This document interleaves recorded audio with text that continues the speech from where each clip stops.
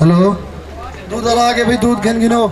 साहब जी कितना दूध हो? साहब जी 2 साल ठीक है थाड़े क्यों दूध गिंदे पिछले हफ्ते तू दूध ठीक क्या नहीं आता पे क्यों वजह भेजन जरा दूध मैं तो भी देना, यो दूध मैं सैफ साहब के घर भी देना, यो दूध मैं असगर साहब के घर भी देना। उन्हें दाज थोड़ी गिला क्या नहीं किया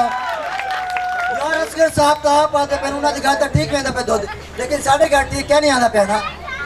तो क्यों पी गई में रोला पई खड़े वे यार दूध ठीक क्या नहीं देना पे यार। अच्छा अगर तो मेरे होते एतबार नहीं आना, सामने कौन बैठे? काशिफ हमेशा बैठे मैं को उन्होंने सिर दी कसम है दूध एक पानी क्या नहीं मिलेगा। ओए ओए ओए ओए ओए तो इंदे किनु दूध गिंदा खड़े ओ मैं दाई दे किनु पहले दूध गिंदा खड़ा हम ये दा दूध पानी मिक्स करेंदे। कमला अच्छा अगर तो मेरे होते यकीन नहीं आना तो एक दो दूध चेक कर ना सही ना सबको पहले तो दा पता है। एक मिनट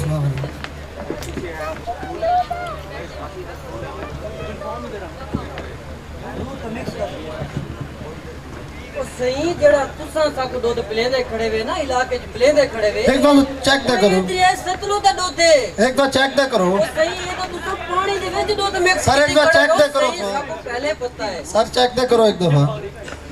बुढ़े वाले लो पास वाले ने के फोन सही ये तो तुसा पानी दे विच दूध मिक्स कीती खड़े वे चलो इसके विच तो पानी के मिक्स करने क्या नहीं यार दूध दे सारा है क्या नहीं दूध दी क्या नहीं।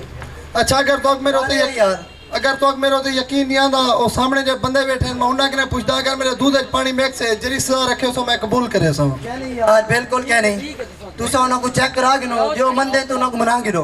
लेकिन दूध दे या पानी है पता कराओ सही कराओ तुसा चेक भैया